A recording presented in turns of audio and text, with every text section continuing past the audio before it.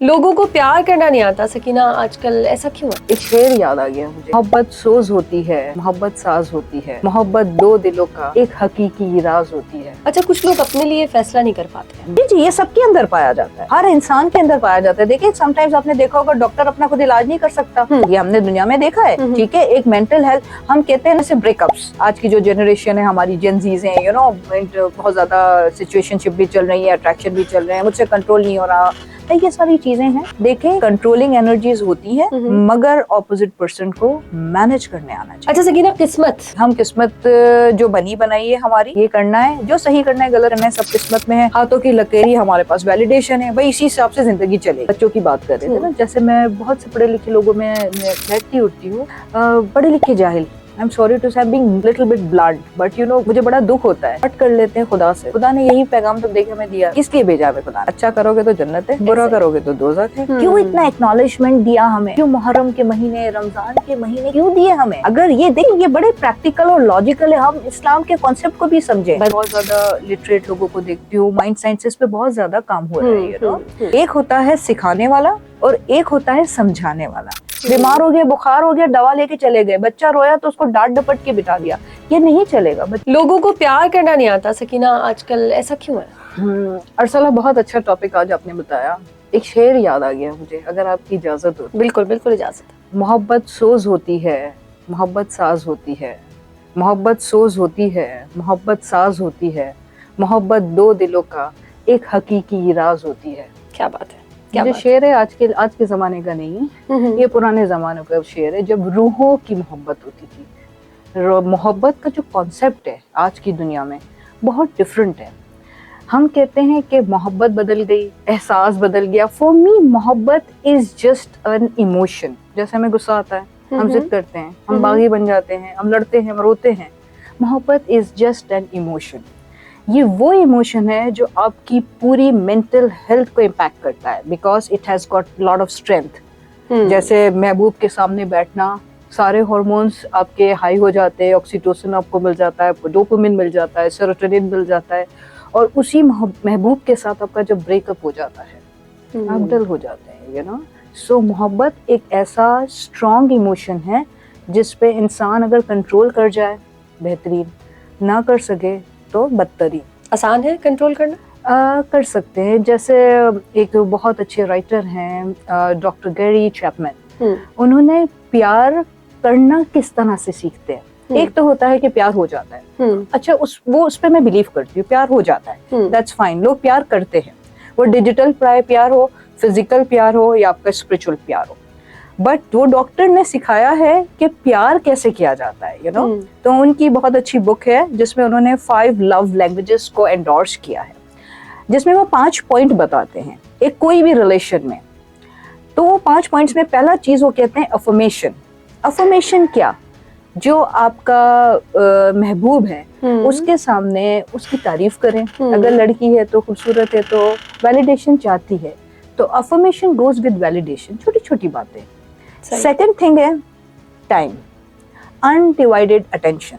जैसे अरसल, अगर मैं आपसे बात कर रही हूँ, आई कांटेक्ट है तो मुझे बड़ा अच्छा लग रहा है, अगर आप नीचे देखेंगे ना मुझे बड़ा फील होगा।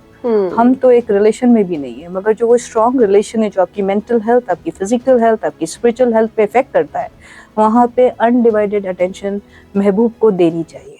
ठीक हो गया। तीसरी चीज आती है act of kindness. Act of kindness कैसे होता है? आप उसको हेल्प करें। जैसे मियाँ बीवी का रिश्ता है, तो अगर आप घर के कामों में एक दूसरे की हेल्प कर देंगे, ईगो को साइड पे रख दें, वो छोटी छोटी चीजें हैं, मैटर करती है। अगर आप कलीग्स हैं आपस में, like you know, if you are doing business together, you can help each other out. उसके बाद आ जाता है फिजिकल टच।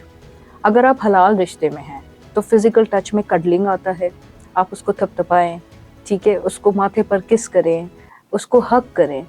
और पांचवी चीज आती है एक्सचेंज ऑफ गिफ्ट्स। जैसे हम औरतें बड़ी शिकायतें करती हैं कि एनिवर्सरी गिफ्ट नहीं मिला, बर्थडे गिफ्ट नहीं मिला, ये गिफ्ट नहीं मिला। जरूरी है, ये वैलिडेशन है, औरत ये चीज चाहती है। अगर औरत घर का खाना बनाती है तो उसकी वैलिडेशन किस तरह से होगी? ठीक है, तो आप उसकी छोटी छोटी खुशियों को पूरा करें। तो वो ऑथर बहुत अच्छे से सिखाते हैं कि प्यार कैसे किया जाता है। ये सिर्फ औरत चाहती है, मर्द नहीं चाहता? तो मर्द भी चाहता है, बिल्कुल चाहता है। देखिए है ना, इसके अंदर यही बात है कि प्यार करना आसान है, इंसान प्यार करता है। No doubt about it. कैसे प्यार को समझाए, जैसे मुझे एक स्टोरी याद आ गई। एक हस्बैंड वाइफ थे, उनके हस्बैंड रोज मिठाई लेके घर पर जाते थे, just to validate her, you know, that I love you. तरीकेकार दूसरा था। 2 दिन हो गए, 3 दिन हो गए, बेगम खुश नहीं हुई। तो वो कहते मैं तुम्हारे लिए रोज मिठाई लेकर जाता हूँ, तुम खुश नहीं हो रही। तो वो कहती है कि मुझे मिठाई नहीं सुननी है, मुझे मोहब्बत सुननी है, मुझे अल्फाज चाहिए। अपने तरीके से तो दोनों मोहब्बत कर रहे थे, मगर जो तरीकेकार है ना, तो वो मैं आपसे कह रही हूँ कि वो चीज वैलिडेशन चाहती है। यानी मोहब्बत महबूब के तरीके से, महबूब के तरीके से। देखिए मेरे पास बहुत से क्लाइंट्स आते हैं, कहते हैं कि मैम मैं उसके लिए सब कुछ तो कर रहा हूँ, अब इससे ज्यादा मैं क्या करूँ, मगर आप वो नहीं करे जो वो चाहती है। औरत इतनी मासूम होती है, आप उसको हर चीज देंगे, मगर उसके लिए अगर 1-2 कंगन वो चाहती है ना फूलों के, मासूम होती है औरत, यू नो, तो आप उसको वो दें जो वो चाहती है। मोहब्बत करना आसान है, मगर मोहब्बत को समझना बहुत जरूरी है। इसी तरह इस डिफरेंसेस की वजह से रिश्तों में प्रॉब्लम्स आते हैं। अच्छा, कुछ लोग अपने लिए फैसला नहीं कर पाते हैं जी, और दूसरों की जब बात आए तो बड़े अच्छे मशवरे भी देते हैं, बड़ा अच्छा फैसला भी कर लेते हैं, अपने ऊपर जैसे आए तो नहीं कर पाते फैसला, परेशान रहते हैं, कंफ्यूज रहते हैं। क्या है ये? देखें ये एक कॉमन प्रॉब्लम है, ये कोई बहुत बड़ा अलमिया नहीं है। अच्छा, अगर आप किसी को मशवरा देते हैं तो उसके अंदर रिस्क फैक्टर बहुत कम हो जाते हैं। फॉर एग्जाम्पल मेरे पास एज अ थेरेपिस्ट कोई इमोशनली हर्ट इंसान आता है, तो मेरे लिए बहुत ईजी होता है उसे मोटिवेट करने का डिफरेंट थेरेपीज टेक्निक्स के हिसाब से। बट उधर ये बहुत प्रैक्टिकल है कि मेरा कोई रिस्क फैक्टर नहीं होता है, फील्ड में उसने ही जाना है। अगर घर में प्रॉब्लम है तो मियाँ के सामने उसी को फेस करना है, इन लॉज में प्रॉब्लम है उसी ने फेस करना है, अगर आपके बिजनेस में लॉसेस है ऑब्वियसली आपने फेस करना है, खुद ही करना है। तो it is very very obvious. अच्छा, ये सबके अंदर है ये डिसऑर्डर? जी जी, ये सबके अंदर पाया जाता है, हर इंसान के अंदर पाया जाता है। देखिए समटाइम्स आपने देखा होगा डॉक्टर अपना खुद इलाज नहीं कर सकता, ये हमने दुनिया में देखा है। ठीक है, एक मेंटल हेल्थ, हम कहते हैं ना train the trainer, there are coaches for the coaches as well. Yes, it is नहीं राइट, यू हैव टू। ठीक है, ओवरकम किया जा सकता है 100%। देखिए हम कहते हैं कि वो जैसे ब्रेकअप्स, आज की जो जनरेशन है हमारी जेनजीज हैं, यू नो, बहुत ज्यादा सिचुएशनशिप भी चल रही है, अट्रैक्शन भी चल रहे हैं, मुझसे कंट्रोल नहीं हो रहा, तो ये सारी चीजें हैं। देखें कंट्रोलिंग एनर्जीज होती है, मगर ऑपोजिट पर्सन को मैनेज करने आना चाहिए। मैनेज करना पॉसिबल है बाय डिफरेंट टेक्निक्स। आप NLP को यूज कर सकते हैं, आप ACT यूज कर सकते हैं, आप CBT टेक्निक्स यूज करते हैं। It can work out, it is possible, you know, until unless if you are ready। अच्छा, NLP में है इसका सोल्यूशन? जी जी जी, बहुत सारे ऐसे सोल्यूशन है ऑब्वियसली, प्रोवाइडेड जो आपका मीडिएटर हो या आपका थेरेपिस्ट हो वो इतना काबिल हो, उसके अंदर इतने कन्विंसिंग स्किल्स हो। देखिए बाहर का भी एक्सपोजर लेकर मैं आई, यहाँ पे मैं बहुत ज्यादा लिटरेट लोगों को देखती हूँ, माइंड साइंसेस पे बहुत ज्यादा काम हो रहा है, you no. But the thing is, देखिए एक होता है टीचर, एक होता है सिखाने वाला, और एक होता है समझाने वाला। तो if you do not have convincing skills, you know, there you are lacking. You can be a good teacher, but you cannot solve the problem or calm that person down. It's difficult, you know. तो हर इंसान में अलग capability है, you see। सही, बिल्कुल ठीक है। अच्छा, अभी हमने बात की ओवरकम कैसे किया जा सकता है, अब आ जाते हैं इन मसाइल पर। जिसके अंदर ये डिसऑर्डर है, जिसके अंदर ये प्रॉब्लम है, उसको मसाइल क्या क्या फेस करने पड़ते हैं? जैसे मुझे एक डिसीजन लेना है कि मुझे यहाँ जाना है या नहीं जाना, बहुत मुश्किल से मैंने एक डिसीजन ले लिया जी, और वही कंडीशन है मेरी कि समझ नहीं आ रहा, लेकिन ले लिया। अब उसमें मसाइल क्या क्या आते हैं? देखिए पहले तो हमें किसी चीज का अगर डिसीजन लेना हो, 3 चीजें हैं जो मैं खुद भी बिलीव करती हूँ। जिंदगी का कोई भी डिसीजन आपने लेना है, पहला है आपकी नियत, योर इंटेंशन, नंबर 2 तवक्कल, योर फेथ, एंड नंबर 3 मशावरत, कंसल्टेशन। ये तीनों चीजें अगर आपने कर ली हैं तो आई एम प्रीटी श्योर कि आप इतने काबिल हो जाएंगे कि आपको ये पता चलेगा क्या सही है और क्या गलत है। इससे ज्यादा और अगर आपकी स्पिरिचुअल लेवल बहुत ज्यादा हाई, आप इस्तिखारा कर लें, you know, that what I do, because हमारे जैसे जो थेरेपिस्ट होते हैं उनका सबकॉन्शियस माइंड बहुत ज्यादा स्ट्रांग होता है। इफ यू टेल मी कि you believe in the technique of law of attraction, so it's gonna be very difficult for us, you know. जो हल्के पुल्के लोग होते हैं वो ज्यादा जल्दी कन्विंस हो जाते हैं, जिनका सबकॉन्शियस माइंड बहुत स्ट्रांग होता है। तो in my case rather doing all these techniques, I do इस्तिखारा and I have blind trust on the results, you know? अल्हम्दुलिल्लाह, as we are Muslim, but जो मुस्लिम नहीं है वो क्या करें? जी, डिफरेंट टेक्निक्स मैंने आपसे कहा, जैसे मैंने आपसे कहा कि तवक्कल करें, अपनी नियत को क्लियर रखें, कंसल्टेशन करें, इट वर्क्स आउट। दूसरा अगर ये है कि आपने जैसे एक बात मुझे याद है, एक बादशाह थे, उनका नाम था king Solomon, if I am not mistaken, you know. इसी तरह का सिचुएशन था। He was a good leader, he can guide the kingdom very well, but when it comes to him there is a caption, you know. So the question what you are asking me, he went to the psychiatrist and then asked him, so that psychiatrist diagnosed this is a disorder. अच्छा, ये अब वो disorder नहीं है कि आपको पागल खाने जाना पड़े और आपको दवाइयाँ लेनी पड़े। It is called Solomon paradox.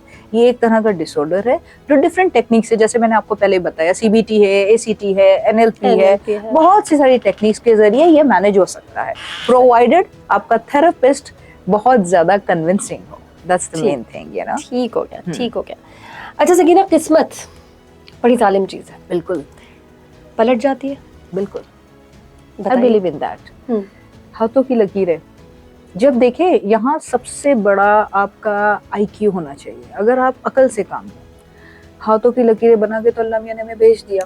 किस्मत में अकल का कोई अमल दखल है? इस कॉन्सेप्ट को समझने के लिए अकल का अमल दखल है। कैसे कैसे? फॉर एग्जाम्पल, आप मुझे कहती हैं हम किस्मत जो बनी बनाई है हमारी, ये करना है, जो सही करना है गलत करना है सब किस्मत में है।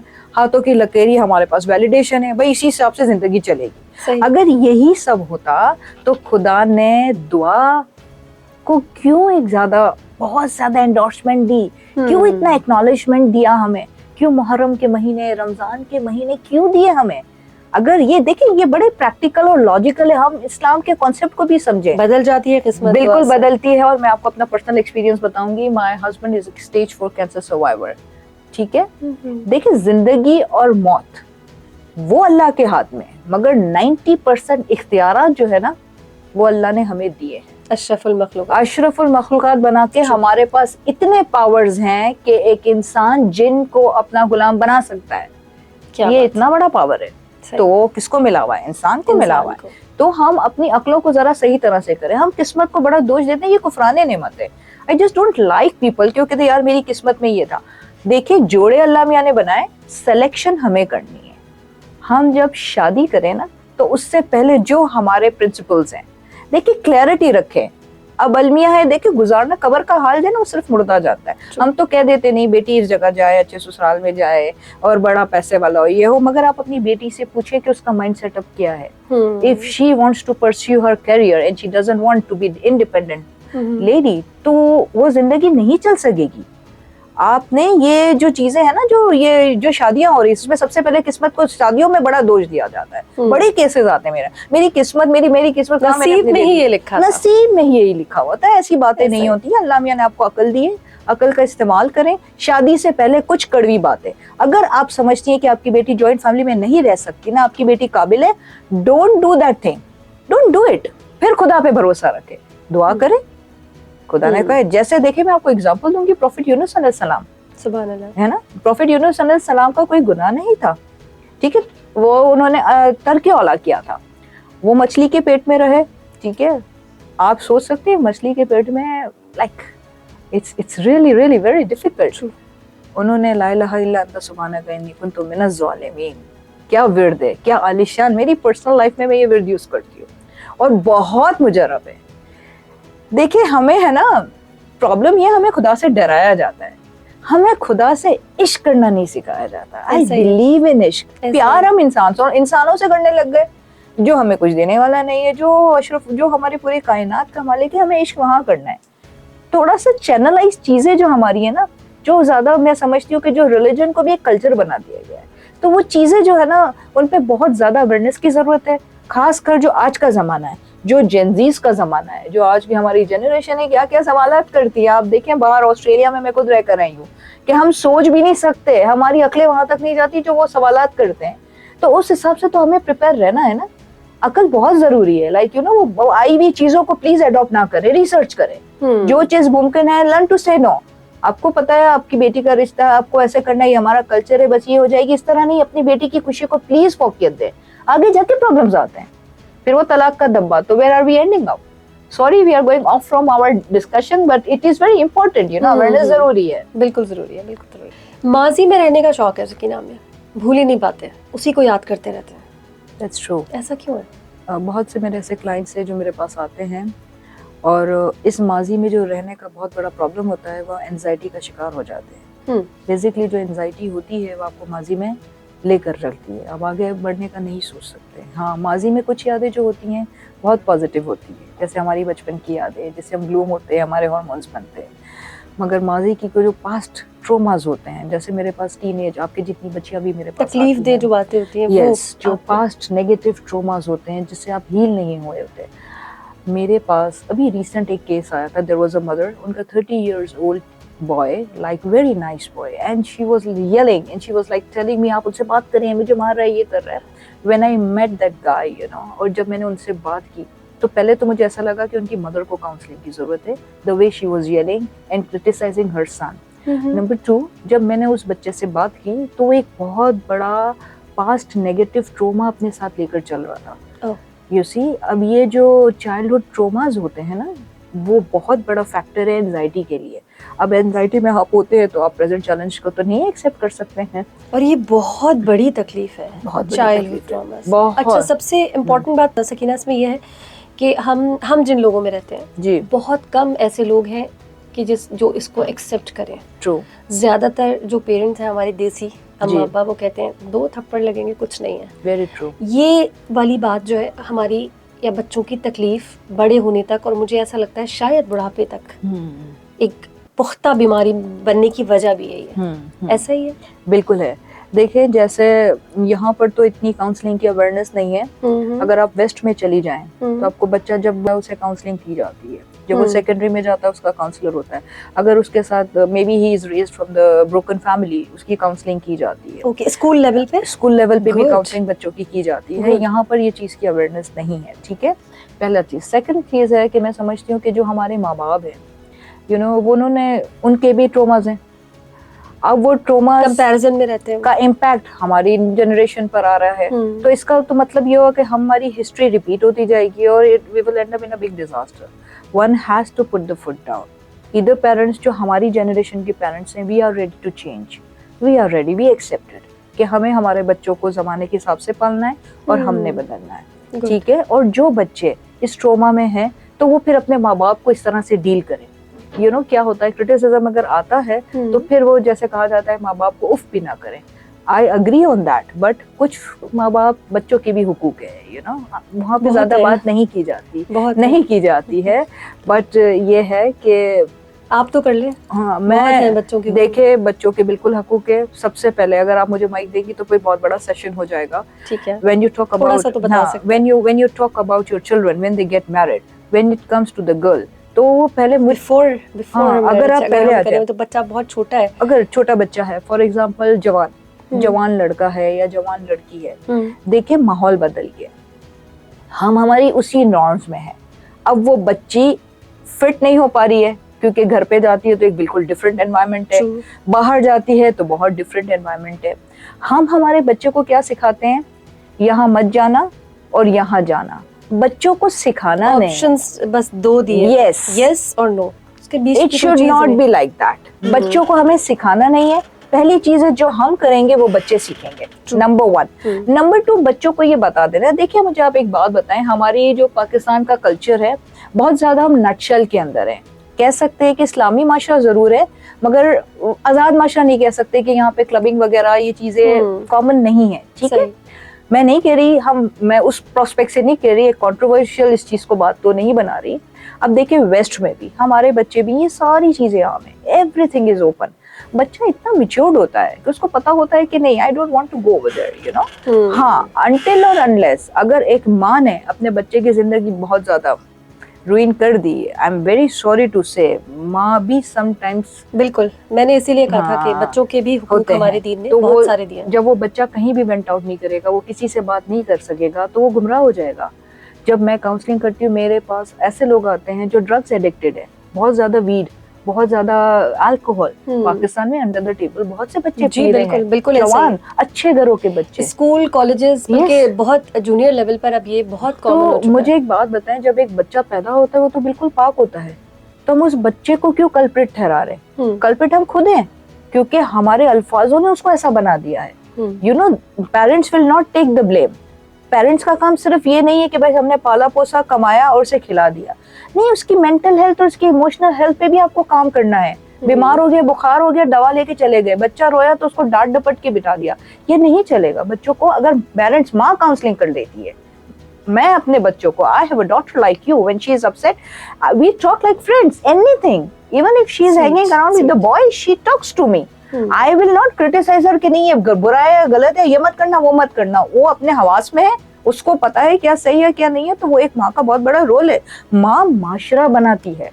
अगर हमारी माँ, I am very sorry to say, counselling की सबसे ज्यादा जरूरत पेरेंट्स को है। बच्चा बागी बन जाता है, बच्चा खराब नहीं होता, घर के माहौल की वजह से। वो ढूंढता है, खुशी ढूंढता है। अगर उसके पास इतना पैसा नहीं है कि वो किसी के साथ लव अफेयर कर सके, अफेयर क्यों हो जाते हैं, क्यों इंसान एक पैसा पार्टनर चाहता है जिससे मैं बड़ा खुश रहूं, कमी की वजह से, कमी की, यार इट्स लैकिंग। और सबसे बड़ी कमी है प्यार। बिल्कुल, माँ माशरा बनाए और प्यार से बनाए, अल्फाजों पे कंट्रोल करे, वेरी वेरी इंपॉर्टेंट, बहुत है।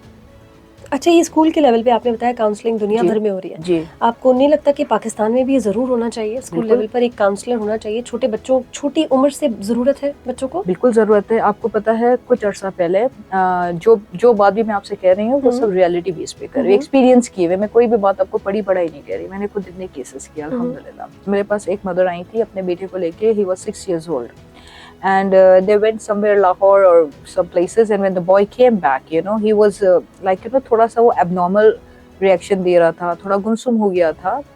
वो दोनों पेरेंट्स मेरे पास आए and both the parents were very qualified। देखिए, हमेशा मेरी एक बड़ी जंग है IQ और EQ की। एक पढ़ा लिखा भी जाहिल मैंने पाकिस्तान में देखा, I'm sorry to say, ऐसा ही, you know, IQ है, MPhil हो गया है, मगर उसमें शऊर नहीं। हम बच्चों की बात कर रहे थे ना, जैसे मैं बहुत से पढ़े लिखे लोगों में बैठती उठती हूँ, पढ़े लिखे जाहिल, I'm sorry to say, I'm being little bit blunt, but you know, मुझे बड़ा दुख होता है। पाकिस्तान में हर अच्छी चीज़ है। देखिए, हम बाहर से आए, मुझे पाकिस्तान से प्यार है। I love Pakistan. मेरे बच्चों ने बहुत अच्छी एजुकेशन ली। My husband is a cancer survivor. He was suffering from stage 4 cancer. He survived, और the treatment उनको जो मिला। तो पाकिस्तान बुरा नहीं है, हमारे यहाँ पे जो लोग हैं ना वो भी बुरे नहीं है। असल में वो लोग इतने बेहिस हो चुके हैं, प्रॉब्लम्स इतने। देखिए, हमारे अगर बारिश आ गई, आजकल मियाँ ले लें, बारिश आ गई, अगर ड्रेनेज सिस्टम पहले से बेहतर होता, इंफ्रास्ट्रक्चर बेहतर होता, तो ये कियोस ही नहीं होता। कितने लोग तो बेचारे चले गए, यू नो। तो let's come to that point. वहाँ पे मेरे पास वो बच्चा आया, and mother was very much concern, a literal mother, and the father was very educated, and they were pissed off. She was like, you know, कुछ supernatural चीजें तो नहीं हो रही। अच्छा, यहाँ भी एक हमारे पाकिस्तान में एक बहुत ये तो बहुत बड़ा मसला है, it's a very vast topic, इसको तो हम कभी करेंगे। बिल्कुल, बिकॉज मेरे पास ऐसे लोग, मेरे पास काफी केसेस आते हैं, ऐसे भी आते हैं। तो मैं I can just you know point on few. When I saw that boy, you know, 7 साल का बच्चा था, बड़ा क्यूट सा बच्चा था, और मैंने उससे प्यार से बात की। थोड़ी देर मैंने देखा, देखिए जब आप NLP पढ़ते हैं, सबसे ज्यादा देखिए पढ़ाई से ज्यादा आपका एक्सपीरियंस इस चीजों में बहुत काम आता है। आप एनर्जीज है ना, औरत का एक तो वैसे इंट्यूशन बहुत हाथ होता है, आप एनर्जीज को पढ़ लेते हैं, ठीक है। जब मैंने उस बच्चे से बात की तो I did not find any super natural things. माँ को ऐसा था हवेली में रह रहे हैं और लाइक, यू नो, कुछ ऐसा हो गया। वो मैंने उनके फादर को कहा कि बच्चे को ले जाए। मैंने उनकी मदर से कहा कि स्कूल क्यों नहीं जाना चाह रहा, आपने स्कूल में चेक किया? बोले नहीं, सब तो ठीक है। मैंने कहा नहीं, आप जाके स्कूल में चेक करें, कोई ऐसी टीचर है जिसका बिहेवियर इसको इफेक्ट कर रहा है। There is a fear, you know, there is certain situations जिसमें ऐसा होता है, इंसानों के बर्ताव, ठीक है, आप उनके पास जाए, आप उनसे बात करें। और सेकंड थिंग है, आप इसको थोड़ा सा अटेंशन ज्यादा दें, प्यार। अच्छा, इस चीज पे बिल्कुल भी वैलिडेशन ना करें कि तुम्हें कुछ हो गया है, क्योंकि वो हम बच्चों के सबकॉन्शियस माइंड में ही डालते हैं, जो डिफरेंशिएट भी करे जाते हैं, यू नो। जैसे एक बच्चा थोड़ा सा ज्यादा पढ़ा लिखा है, ज्यादा इंटेलिजेंट होता है, उसका IQ अच्छा होता है, और दूसरे का नहीं होता, तो उसका मतलब ये नहीं है कि वो दूसरा नाअहल है। तो यहाँ पे पेरेंटिंग पे बहुत बड़ा काम करना है हमें। And she went to the school, she spoke to the teacher, and after a month she texted me, ma'am, thank you so much, my son is wonderful, he is perfectly alright, and she was like about to change his school। मैंने कहा school मत बदलो, कभी भी बच्चे के दिल में ये बात, मेरे साथ पर्सनली ये हुआ था। My daughter was studying in city school, higher level में बात करी थी, और obviously थोड़ा कैम्ब्रिज सिस्टम टफ होता है, you see। तो वो एक टीचर थे जो बहुत ज़्यादा हाईली क्वालिफाइड थे। मेरी बेटी कोप नहीं कर पा रही थी, and I am not in a favour of tuitions, right. मैंने कहा जब इतना आप पे कर रहे हैं तो हमें फैसिलिटेशन भी ऐसी, बिल्कुल ऐसे। I went for the parents teacher meeting, और मैंने उन सर से बात की, very highly qualified and very nice person. मैंने सर से एक रिक्वेस्ट की, सर प्लीज़ आप थोड़ा अपना लेवल कम कर दें, आप अपने पढ़ाने का लेवल कम कर दें। हमारे बच्चे नर्सरी वाले हैं, आप एमफिल को पढ़ाते हैं, आप हाईली क्वालिफाइड है। So I am impressed that we city school has provided such educated people, but then again थोड़ा सा सर आप पढ़ाने का लेवल कम कर दें। वो सर इतने खुश हुए, और उन्हीं सर ने, मेरी बेटी ने उसमें ए ग्रेड से पोजीशन भी हासिल की है, and like you no understanding. वरना हमारे यहाँ क्या होता, नहीं सर सही नहीं है, और ट्यूशन पढ़ाए, इतनी फीस भी भरे, ट्यूशन भी पढ़ाए, लाइक यू नो वो एक माँ पेरेंट्स को थोड़ा सा शऊर, मैं समझती हूँ आज के जमाने में पेरेंट्स काउंसलिंग कराएं, क्योंकि जमाने के हिसाब से बच्चे चल रहे हैं। चेंजेस देखिए, बच्चे तो वो जमाने के हिसाब से चल रहे हैं, so there is no change, they will adopt the problem, the parents are facing the problem, you know वो अडॉप्ट नहीं कर पा रहे। अब जब अडॉप्ट नहीं कर पा रहे, बच्चों को एक्सेप्ट नहीं कर पा रहे, और there is a communication gap, you see, so parents has to ठीक है, यानी ये कम्युनिकेशन गैप की मेन वजह जो है वो पेरेंट्स है जी, ऐसे ही बिल्कुल बिल्कुल ठीक है। अब जरा बताइए, जो बोया वही काटेंगे। बिल्कुल सही कह रही हैं आप। आपने वो टर्म सुनी होगी कर्मा, जी बिल्कुल, ठीक है, मकाफाते अमल। हम स्टार्ट कर लेते हैं खुदा से। खुदा ने यही पैगाम तो देखे हमें दिया, किस लिए भेजा हमें खुदा ने? अच्छा करोगे तो जन्नत है, बुरा करोगे तो दोज़ख है, और बीच का करोगे तो थोड़ी पिटाई होगी और फिर जन्नत में चले जाओगे। That's the thing, simple Islam, you know. I'm just talking in a very layman language, you know. अगर जब खुदा हमें ये सबक दे रहा है, हम ये मैसेज लेकर ही आए, ठीक है, अब हम इसको दुनिया में कैसे इम्प्लीमेंट करें? ऑब्वियसली जैसे हम जैसे आजकल एक टेक्निक है लॉ ऑफ अट्रैक्शन, उस पर बड़ा काम हो रहा है, and it's a very good technique, you know. जो माइंड साइंसेस जानते हैं तो उस पर मुझे बड़ा अच्छा लगता है, नए नए इल्म लेकर आते हैं, मगर उस नए इल्म में एक बात का बहुत बड़ा ख्याल रखें कि फिर खुदा पे तवक्कल ना खत्म हो जाए। लोग फिर वो उस एनर्जीज की, गोरे जो है, देखिए गोरे का belief system, there is no life after death है, ठीक है। हमारे पास हमें खुदा को जवाब देना है। तो अगर हम थोड़ा सा, अगर आप इजाजत दे तो मैं लॉ ऑफ अट्रैक्शन पे भी बात कर दूं। देखिए उसका मतलब क्या होता है, जो गुमान करोगे, जैसा गुमान करोगे वैसा आपको रिजल्ट मिलेगा, ठीक है, अग्रीड। यूनिवर्स एक एनर्जी है, ठीक है, हम उस एनर्जीज को हमारी एनर्जीज देते हैं, और उसके रिटर्न में हम कुछ ऐसी टेक्निक्स अफर्मेशन करते हैं। जैसे अगर आप किसी चीज़ की ख्वाहिश करती हैं कि नहीं आपके पास ऐसा बड़ा घर हो, तो आप उसकी अफर्मेशन रोज करें, वो घर बना हुआ देखें। वो क्यों कहते हैं बना हुआ देखें? क्योंकि वो फीलिंग जो आपकी खुशी की आएगी, घर मुझे चाहिए, तो आप स्ट्रेस में उस चीज को मांग रहे हैं, यू सी। तो इसीलिए कहते हैं कि वो चीज को बना बनाए अपने सामने देख लो, तो वो जो आपका अफर्मेशन, जैसे हम खुश होते हैं तो खुदा से जरा हमारे ताल्लुकात बहुत अच्छे हो जाते हैं ना, ऐसा ही है। तो जैसे लॉ ऑफ अट्रैक्शन काम करता है, बिल्कुल सही है। आप वो माइंड साइंसेस है, अच्छा काम है, मगर उधर ये ना भूले कि उस यूनिवर्स का भी क्रिएटर है, यू नो। हमारा बिलीफ सिस्टम क्या है? गोरे क्या कहते हैं? एनर्जीज हैं। एनर्जीज है नहीं, एनर्जीज को भी बनाने वाला है। सुभान अल्लाह। जब ग्रेविटी थी, जब न्यूटन आया था, यू नो, तो ऐसा नहीं था कि वो एप्पल नहीं था, जमीन नहीं थी, कशिश नहीं थी। उन्होंने उस चीजों को दरियाफ्त किया, उन चीजों को उन्होंने एक्सप्लोर किया, वो चीजें ऑलरेडी खुदा ने बनाई हुई थी। तो यहाँ पे जो है ना, मैं रिक्वेस्ट करूंगी कि इन माइंड सेंसेस की तरफ आप बिल्कुल जाएं, बट अपना बिलीफ सिस्टम बहुत स्ट्रॉन्ग लेकर जाएं। यू सी, जैसे मराकबा करते हैं, अपना असल ना छोड़ें, बिल्कुल ना छोड़ें। अगेन आ जाए मकाफाते अमल, तो ऑब्वियसली यू नो, जैसा सोचोगे अच्छा, गुमान में भी अल्लाह कह रहा है अच्छा सोचो अच्छा मिलेगा। तो अगर आप किसी के साथ बुरा करोगे तो ऑब्वियसली यू हैव टू पे बैक। मकाफाते अमल है, कर्मा है, और वो बिलीव करना चाहिए, और सुधरे भी, उसमें काम भी करें। That's the only thing. ठीक। मज़ीद वीडियोस और पॉडकास्ट देखने के लिए हमारा YouTube चैनल सब्सक्राइब करें। Cure Pakistan, live long Pakistan.